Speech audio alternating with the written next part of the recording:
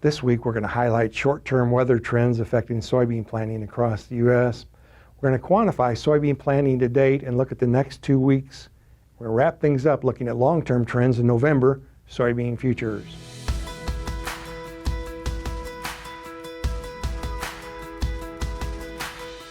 Hi, this is Brian Basting with Advanced Trading. Let's talk about the soybean market.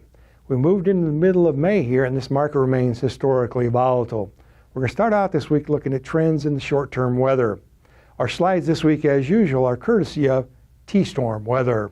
Starting out here looking at a rainy, kind of a showery pattern here. The next few days, the heaviest amounts are in that pink area down in southern Kansas, and moving east a little bit more lighter amounts. Moving over into the weekend, however, it's going to be drier. About a 5 to 7 day period of dryness here around starting Thursday through Saturday of this week.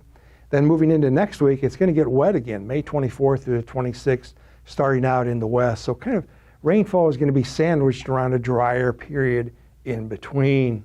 Let's quantify our short-term weather now by looking at Precip over the next 14 days.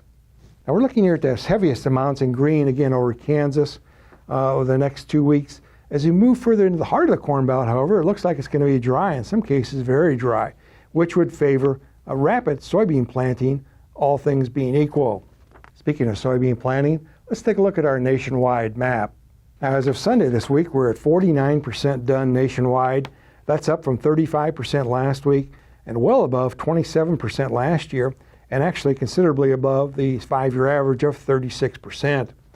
Some of the areas that are still struggling a bit, though, is North Dakota, only 2% planted compared to the 15% average.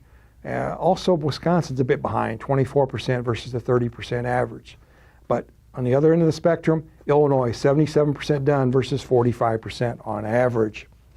Let's now take a look at recent history here. Again, looking at 49% done. That's second only for this time of year to that 2021 record pace of about 55%. Now, the next 2 weeks here from May 14th to the 28th, on average, we plant another 29% of the crop. So if we were to do that this year, we'd be approaching 80% here as we move into Memorial Day weekend. Let's wrap things up this week looking at long-term trends in November soybean futures. Now, November soybean futures has been spiraling lower here recently.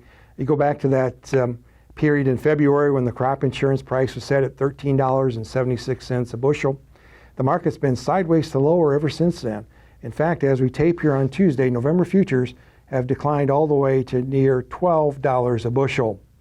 We strongly encourage you to continue to work closely with your trusted risk management advisor to manage this price movement, not predict price, but manage price movement and defend your balance sheet.